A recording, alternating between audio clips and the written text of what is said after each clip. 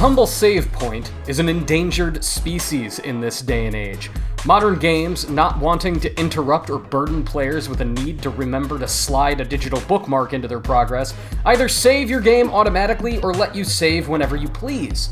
The little glowing ports in a storm, where no enemy will attack you, where you can catch a breath before a boss, or you can make some badly needed progress, are eternally memorable if done right.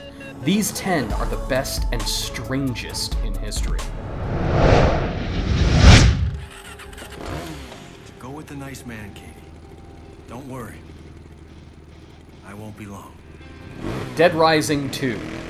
Even in zombie-infested Las Vegas, the bathroom is a safe space to collect your thoughts, to mark a moment in time, to return to again and again, to consider how many times have I duct-taped a baseball bat and a weed whacker together now. Dead Rising 2's lavatory save points are not only more convenient than the lonely security office couch Frank West had to use in the original, they're also apparently magical, hiding secret shortcuts within. Excellent. Fuck if I go on me.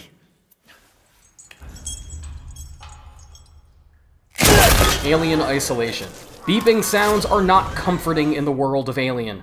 If you hear an insistent electronic tone, it's usually coming from a motion tracker indicating precisely how close you are to having your face eaten by a hulking two-mouthed bug monster. In Alien Isolation, though, beeping can also indicate the presence of a blessed save point, a taupe-colored electrical panel that represents a few more minutes of survival. Only problem: it seems to take 1 billion years for Isolation save stations to register Ripley's keycard. Not that there's any hurry because of bug-faced, eating bug monsters' mouths everywhere!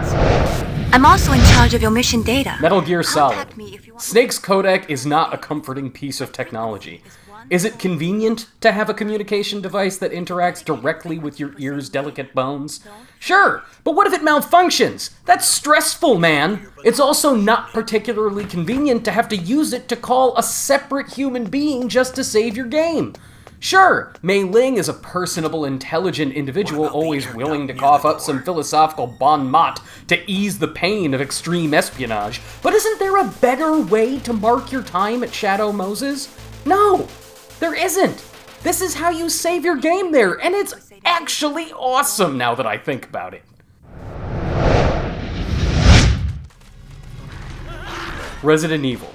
The Umbrella Corporation's boundless capacity for horrifying technological advancement is matched only by its adoration of technological anachronism.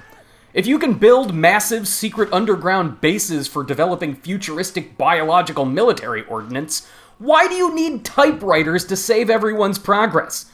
They're not even electrical typewriters! You need old-fashioned, messy-ass ink ribbons to use them! There will be hell to pay if that ink gets all over the jewels and bizarre keys in this inventory full of stuff needed to get through Umbrella's various mansions. Ah, at least the music playing in every save room near the typewriters is beautiful.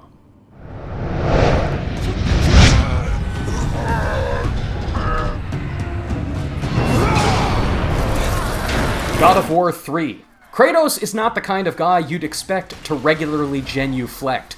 Indeed, Kratos' whole thing is hating gods, killing gods, and yelling about how he's going to kill all those gods he hates so much. And yet every time he wants to save his progress during some gluttonous revenge rampage, he steps into an altar that is a gift from Zeus's daughter Athena. Zeus himself is the one who granted the Spartan warrior his progress stashing ability in the first game.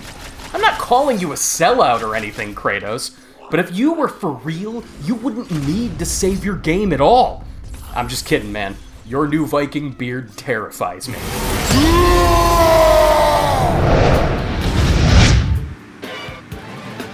Grand Theft Auto Vice City. Over the past decade, saving your game in Grand Theft Auto has always been a homey experience. Returning to your home base of operations is part of it, but it's all about where you rest your head permanently, comfortably.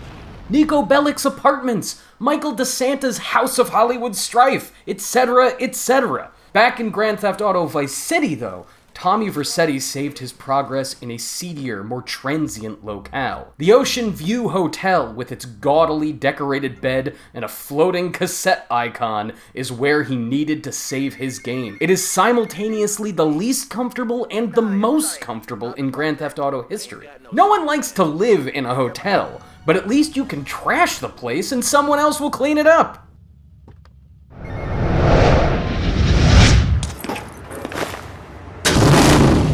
No More Heroes. Old Chuck Green, in Dead Rising 2, saves his game in the bathroom, but we don't know that he's actively relieving himself in there. Guy could just be washing his hands, tucking his shirt back in, wiping off a bloodstain or something. Travis Touchdown in No More Heroes. There are no illusions about what this assassin nerd is doing when he saves his game. He walks right into his WC, drops trow, and goes to town to mark down precisely where he is on his journey to becoming the #1 hired killer with a lightsaber. It's ridiculous, but I have to admit that I admire his comfort level. You do you, Travis.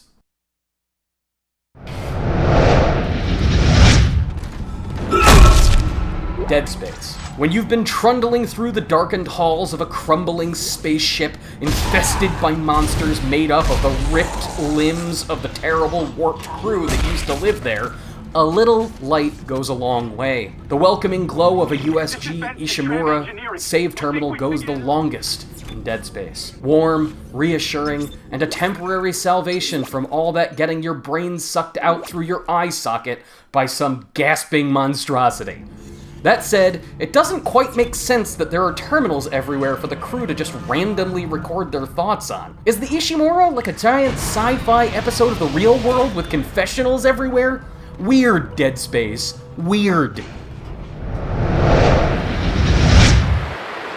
Eco. So this creepy, vaguely medieval society is terrified of boys born with horns, right? So they lock them up in a rotting castle ruled over by some inky witch with blue electric magic powers and a legion of living shadows at her command. If everyone doesn't want the boy to escape with the ghostly magical young girl he just met in the castle, why are there inexplicably comfortable couches all over the place for the two of them to take naps on, thus saving their game? One second you're in a crumbling hallway of death, the next you're on a windswept terrace with a couch ready for popcorn and binge-watching John Hughes movies. This castle and its save points make no sense, Eco.